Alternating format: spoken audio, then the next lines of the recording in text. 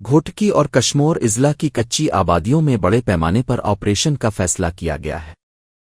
Police और ज़िले इंतज़ामिया की मुश्तरका कोशिशों के तहत इस ऑपरेशन का मकसद इलाकाई अमन व अमान को यकीनी बनाना, गैर कानूनी ग्रोहों को गिरफ्तार करना और अवाम के तहफ़्फ़ुज़ को यकीनी बनाना है। ज़राए के मुताबिक ऑपरेशन में ज़िले पुलिस, रेंजर्स और दीगर मुताल्लिका इदारों की टीमें हिस्सा लेंगी। इलाकों में मुकम्मल सिक्योरिटी के लिए रोड बीलाक्स, चेक पोस्टें और काफ़ी तादाद में अहलकार तैनात किए गए हैं।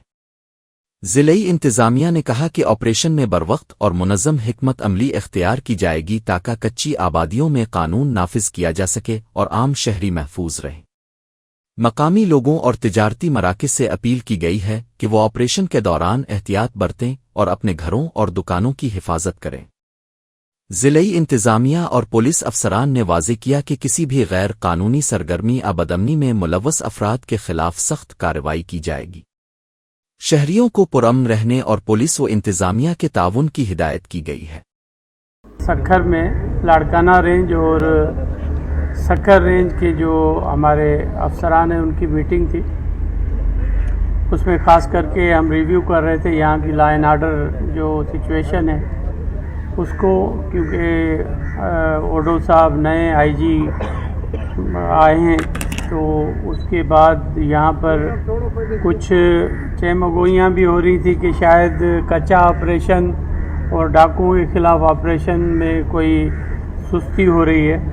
तो इसकी वजह से मैं चाह रहा था कि सबसे व्यू पॉइंट लूँ अपने एसएसपी साहिबान से और डीआईजी जो लाड़काना है और चार्ज है उनके पास सक्खर की भी, और हम चाह रहे हैं कि यहाँ पर मुकम्मल अमन व अमान के हवाले से एफ़र्ट्स लें, और ख़ास करके जो हमारा घोटकी डिस्ट्रिक्ट है और कश्मीर डिस्ट्रिक्ट है उसमें और शिकारपुर डिस्ट्रिक्ट में, तो उस पर हमने रिव्यू किया है। और अब आज के बाद आगे चलकर हम जो ज़्यादा फोकस कर रहे हैं कश्मीर और घोटकी को कर रहे हैं ताकि वहाँ पर जो डाकुओं की वहाँ पर आमाज गाहें उनको हिट करें। और जो आपने पास में देखा होगा कि सिंध पुलिस ने जो लोग अगवा हुए थे बस से और वो पंजाब से रिकवर करवाए,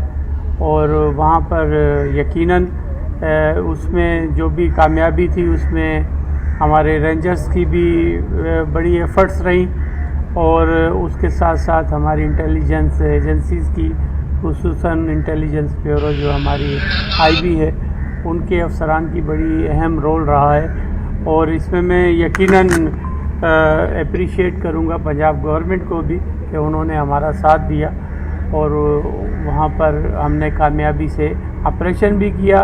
वहाँ जो एक नो गो एरिया था कच्चा कराची, उसको भी वैकेट कराया, लेकिन एफ़र्ट्स लेने की ज़रूरत है और उसी वजह से ये आज मीटिंग थी। अच्छा, ये बताइएगा कि ये तो बिल्कुल आपकी बात चाहे मान तो जवाब न पूछे। अच्छा, आगे बढ़े तो रंजार साहब आपने रंजार साहब आप ये बताइए, अंदरूनी में जो कबायली झगड़े भी नासूर बन चुके हैं जिसकी वजह से भी अमन अमान के हवाले से असरात पड़ रहे हैं, इस हवाले उसके खात्मे के लिए आपने क्या इक़दाम? जी हाँ, बिल्कुल, इसमें ये भी डिस्कस हुआ है और कबायली जो झगड़े हैं उस पर हम ज़रूर अपने जो नेक मर्द हैं उनको अप्रोच कर रहे हैं, और ख़ास करके शिकारपुर का जो इशू है जैसे जतोई महर तकरार है उस पर भी उनसे कांटेक्ट किया है, और उम्मीद है कि बहुत जल्दी उनका भी इंशाल्लाह तस्फिया होगा।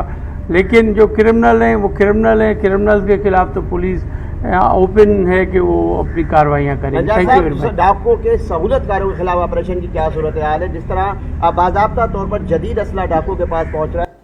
आपने मेरे मुंह की बात खींच ली है और जाहिर की है कि आज ये जो मीटिंग हुई है इसमें हम कतई मैसिव ऑपरेशन की तरफ जा रहे हैं, और जो भी हमारे रिसोर्सेज होंगे हम यूज़ करेंगे, और स्पेसिफिक टारगेट्स करके, और जो भी नामी गिरामी यहाँ पर डाकू जो आपके सोशल मीडिया पर भी नज़र आ रहे होते हैं उनके खिलाफ कार्रवाई करेंगे और रूथलेस कार्रवाई करेंगे।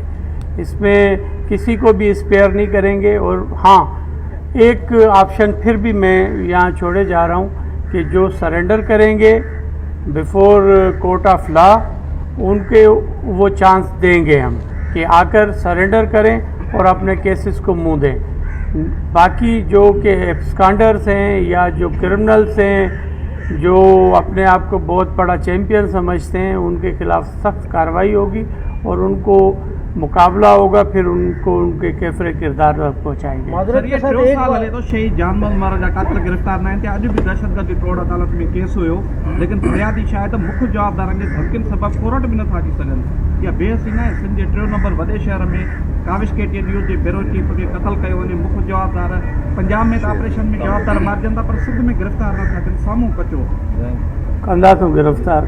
सर, ये मुझे बताइएगा कि ये जो आईजी साहब का ताल्लुक चूँकि यहाँ गणेश खैरू से, ये जो सिंध को बहुत बेहतर जानते हैं, मुख्तलिफ ओहदों पर रहे हैं यहाँ पर, जो डाकुओं के गिरोह हैं वो सी पैक को भी मुतासर करते हैं इधर आकर। तो ये जो आप मैसिव ऑपरेशन शुरू करने वाले हैं, क्या रेंजर्स के अलावा फौज की मदद दी जाएगी, क्या और भी कुछ उसमें शामिल किया? देखें, इसमें एक बात आपको बता दूं कि सिंध पुलिस कैपेबल है और रेंजर्स हमारे साथ इसमें साथ है, और मैं समझता हूं कि फ़ौज की कोई इंशाल्लाह यहाँ जो इंटरनल मामलात हैं उसमें ज़रूरत नहीं पड़ेगी, क्योंकि फ़ौज वैसे भी जब बहुत इम्पॉर्टेंट इशू हो जाए या कोई लॉ एंड ऑर्डर की सिचुएशन, हम समझते हैं कि हम कैपेबल हैं और आपको करके दिखाया है। सीपेक आपका जो 2 साल पहले या 1.5 साल पहले कानवाई चल रहा था, सिंध में कोई भी कानवाई अब नहीं चल रहा है, या इंडस पर